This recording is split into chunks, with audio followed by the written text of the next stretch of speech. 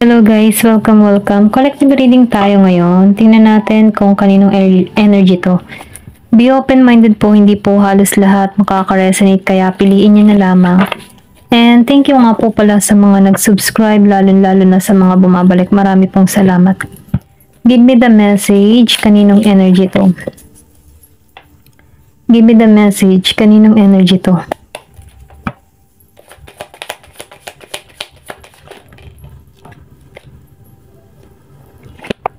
Meron ka ditong Hierophant.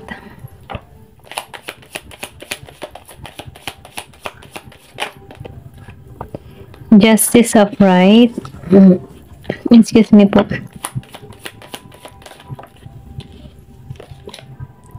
Temperance reverse.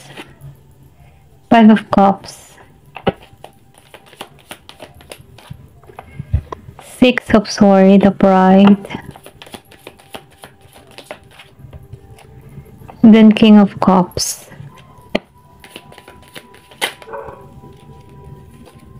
Meron ditong Nine of Wands. And Three of Pentacles reversed. Bottom of the deck. Death. High Priestess and Seven of Swords. Okay.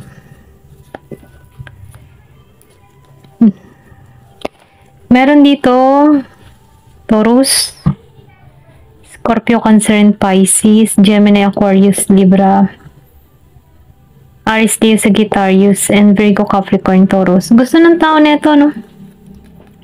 New beginning, or ito yung gusto niyang mangyari, magsimula kayo. Or pwede rin ikaw, ito yung gusto mong mangyari, magsimula kayo. Kasi nafe-feel ko dito, yung iba sa inyo, no, hindi halos lahat. Meron ditong tao na kahit niloko siya, no, gusto pa rin niya magsimula dito sa tao nito. Kasi sarado yung kaisipan ng tao nito. Or pwede rin sabihin na sa sobrang mong pagmamahal dito, ayaw mo tong alisan. Okay? Umaasa ka pa rin dito. Ito yung mensahe sa'yo. Yung tipo bang inabandon na ka, iniwan ka, niloko ka, sinaktan ka, dinaya ka. Pero kahit ganun yung ginawa sa'yo, tanggap mo pa rin to. Kasi dito sa The High Priestess Reverse, sarado yung kaisipan mo dito sa tao na to eh. Kumbaga, pulos nakikita mo dito ay maganda, or pwede rin sabihin na dahil sa labis mong pagmamahal dito, tanggap mo kahit sinasaktan ka. Okay? Hindi halos lahat ha. Kung ramdam mo naman sa sarili mo, or kung sino man ito, no, nafe-feel ko dito na dahil sa labis mong pagmamahal dito sa tao nito, nakakalimutan mo yung sarili mo. Kumbaga, mas nakatuong ka pa rin dito sa tao mo. Okay? Dahil, siya pa rin yung nakikita mo eh. Siya pa rin yung nakikita mo simula para sa'yo. So, yung iba naman sa inyo, kung hindi mo to energy, hindi ka ganito, hindi ko yung tinutukoy ko dito, pwedeng ganito yung person or energy ng person mo. Okay? Kung meron ka man ditong person na pilit na ipinagsisiksikan yung sarili niya sa'yo, okay? Siya yung tinutukoy ko dito. Okay? Kasi kayong nakakilala sa energy nyo kung ikaw man ito. Ito lang yung nakikita ko dito sa Seven of Swords, High Priestess Reverse, and the Death. Kahit niloko siya, sinaktan siya, sarado yung kaisipan niya dito. Kasi mas pinaiiral niya yung kanyang nararamdaman dahil mahal niya nga ito. Okay? Kahit meron itong ginawang kasalanan sa kanya, handa siyang tanggapin ito at patawarin. Okay? Bumalik lamang sa kanya. Dahil nakikita ng tao nito yung new beginning. Okay? Kumbaga, no, maybe first boyfriend mo to, or siya na lang talaga yung gustong-gusto mo makasama hanggang sa pagtanda, ano. Okay? Kumbaga, yung pagmamahal mo dito ay labis-labis. Okay? Ito lang yung nakikita ko. Yung iba sa inyo, ha? Then dito, no, sa The Hierophant, Upright, and Justice. Yung iba naman sa inyo, nafe-feel ko dito na nakakaramdam ka dito ng hindi balanse. Gusto mo ng hustisya. Yung iba, ha? Gusto mo ng hustisya. Gusto mo ng maging masaya. Gusto mo mabago yung katayuan mo dito sa buhay mo. Gusto mo nang pakawalan yung nararamdaman mo. Then nakikita ko rin dito na gusto mo na dito alisan tong mga ganitong pakaramdam dito sa Five of Cups Reverse. Kasi nasaktan ka eh. Or pwede rin sabihin na, no, natatauhan ka na dito. Kahit gusto mo magsimula dito, so ngayon dito natatauhan ka na. Pwede rin yun, ano, kasi dito sa that revert, sarado yung isip mo, pwedeng nangyari na to before, okay? So ngayon handa ka na magsimula para sa sarili mo, okay? Dahil meron ditong 5 of Cups reverse. Pero ganun pa man ano, nakikitaan ko dito na yung iba sa inyo nagiging ditong relihiyoso or pwede rin sabihin na ginigising ka dito. Kumbaga, nakatuon ka dito sa iyong dream or pwede rin sabihin sa iyong kaligayahan, okay? Sa pagiging payapa, kontento, kahit nag-iisa, masaya, ganun. Walang problema. Ito yung pinagtutuunan mo ng pansin dito. Pero ganun pa man, no, meron ditong justice. So, ibig sabihin, no, may paggising or pwede rin sabihin, ginising ka dito. So, nakikitaan ko yung justice dito na magkakaroon dito ng hustisya sa'yo. Kung meron man panlulokong ginawa sa'yo, kasi meron ditong panluloko sa 7 of Swords. Pwedeng naging saradong isip mo dito dahil sobrang pamahal mo pero gusto mo magbago. Gusto mo ng new beginning dito. Okay? Yung iba sa inyo. So, handa ka na ditong alisan to kahit masakit. Pwedeng natauhan ka na dito kaya lumabas tong death and rebirth. Okay? Then, yung iba naman dito no, sa 6 of Swords, nafe-feel ko dito na unti-unti mo na tong inaalisan. Kahit masakit, kinakaya mo. Para lang matulungan yung sarili mo dito sa 6 of Swords.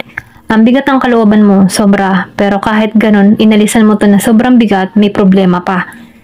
Pero ganun pa man, nafe-feel ko dito na ang kapanaig mo ay ang Panginoon or pwede rin sabihin na dito ka nananampalataya kung bakit nakakasurvive ka, okay? Naghihiling ka dito, naalisan mo tong ganitong pakaramdam na sobrang bigat ng emotion mo, okay? Then, King of Cups, nafe-feel ko dito na mababalance mo, okay? Yung bang tipo na magkakaroon ka dito ng kapayapaan, mapoprotektahan mo dito yung sarili mo. Then, nakikitaan ko din dito na magiging klaro para sa iyong lahat. Pwede rin sabihin, nagbabala kang maglakbay or nagbabala kang lumipat ng lugar.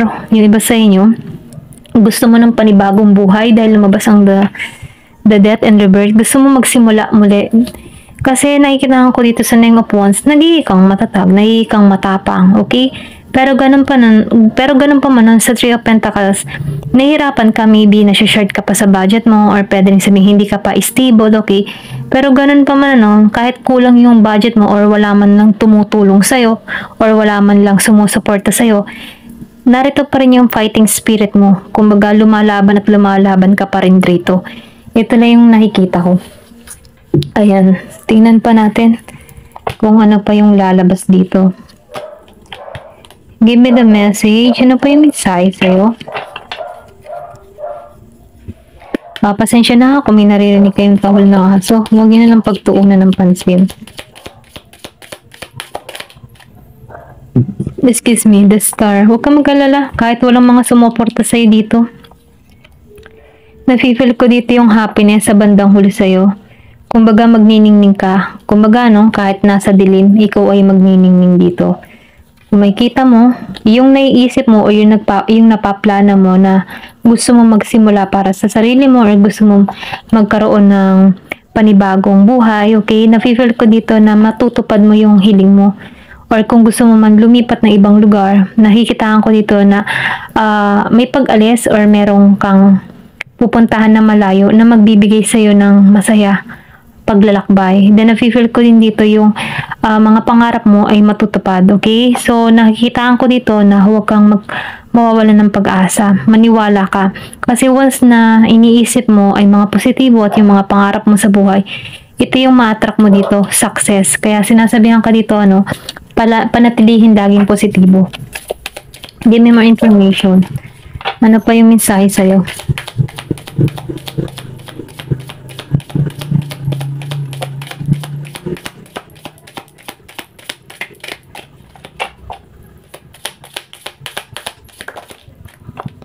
Meron ka ditong facts. So, nakikitaan ko dito, no, na meron ka ditong kaibigan na hindi naging totoo. Maybe dito sa 3 of Pentacles reverse, hindi ka sinuportahan, pinagkaisahan ka, okay? May mga ganun kang kaibigan na dinaya ka dito sa facts. May pagka-sneaky energy, may pandaraya siyang ginawa sa'yo, okay? Give me more information. May pinanganak ng 14 and 16, 5, 3, 9. Meron ditong 22 crossroads. So, nafe-feel ko dito, no, na magbubukas sa'yo ang panibagong oportunidad. Pwedeng ma-reveal sa'yo yung mga nangyayari before, na kung saan dito mo natutuklasan or pwedeng dito ka magigising na kailangan na ng pagbabago. Okay, kasi nakikitaan ko dito na susundin mo na yung mga pangarap mo. Susundin mo na yung mga gusto mong marating sa buhay mo. Nafe-feel ko din dito yung nagkakaroon ka na dito ng faith, okay? Pananampalataya. Then, nakikitaan ko rin dito na meron kang hakbang or mga desisyon na gagawin para sa iyong sarili dito sa crossroad. Maybe, mapag-iisip-isip mo dito or pwede rin matauhan ka dito kasi sarado yung isip mo dito sa The High Priestess Reverse. Pero ganun pa man, new beginning ang naghihintay sa'yo. Hindi ka man balanse, magkakaroon ka ng justice dito, magbubukas ang opportunity sa'yo, at magiging masaya ka dito sa mga nare-receive na blessing na patungo sa'yo dito sa The Hierophant. Ganun pa man, kahit may mga masasakit na pangyayari dito sa Three of Pentacles, hindi ka sinuportahan, o umalis ka dito ng mabigat yung kalooban, nakita mo yung kaliwanagan dito at naging kang matatag dito sa Nine of Wands. Give me more information. Ano pa yung mensahe sa'yo? So, Garden. Nafe-feel ko yung dito yung panibago, panibagong pag-asa. Kumbaga, kahit mabigat mo tong inalisan, ito yung naghihintay sa'yo, Garden. Kung makikita mo dito, ang bigat ng kalooban mong inalisan tong sitwasyon na nararanasan mo or connection na nararanasan mo. Pero ganun pa man, nafe-feel ko dito yung between, nasa likod mo dito yung between. Sinubo ka lang dito, pero ganun pa man, ito yung naghihintay sa'yo.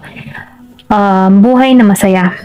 Mga bagong kaibigan na magbibigay sa'yo ng pag-asa, suporta. Then, nakikitaan ko rin dito, na yung tipo na magaan lang yung paglalakbay na iyong tatahakin dito. Then, nakikitaan ko dito na magkakaroon ka dito ng maayos at payapang buhay, or pwede rin sabihin na magiging kang maayos para sa iyong sarili, Then, meron ka dito stork. So, nakikitaan ko dito, ito yung promise sa'yo. Kumbaga, itong paglalakbay or kung nagbabala ka man maglakbay o lumipat ng ibang lugar, may naghihintay dito na kaligayahan or kaliwanagan. Then, ito yung signal, itong start yung signal ng pagbabago. Okay? So, nafe-feel ko dito na yung mga pain na naramdaman mo sa past ay hihilom. Then, nakikitaan ko rin dito na maalisan mo yung mga masasakit na nakaraan mo sa past. Then, nakikitaan ko dito yung pagyakap mo sa pagbabago. Nagkakaroon ka dito ng panibagong pananaw at nakikitaan ko rin dito yung panibagong kaibigan na kung saan makakasama mo at magsusuporta sa'yo hanggang sa huli. Ito lang yung nakikita ko dito, Bagong pag-asa, malaking pagbabago, at bagong environment. Matutupad mo yung mga pangarap mo. May paglipat. Maybe, naglilipat ka ng bahay or nilipat ka ng apartment or pwede rin sabihin na merong dito mag-abroad, okay? Magsisimula muli. Ayan. Ito rin yung nakikita ko. Ayan. Meron dito na 17, 20, 22, 14, 16, and 6. Ayan, hanggang dito na lamang po. Thank you for watching. Love and peace.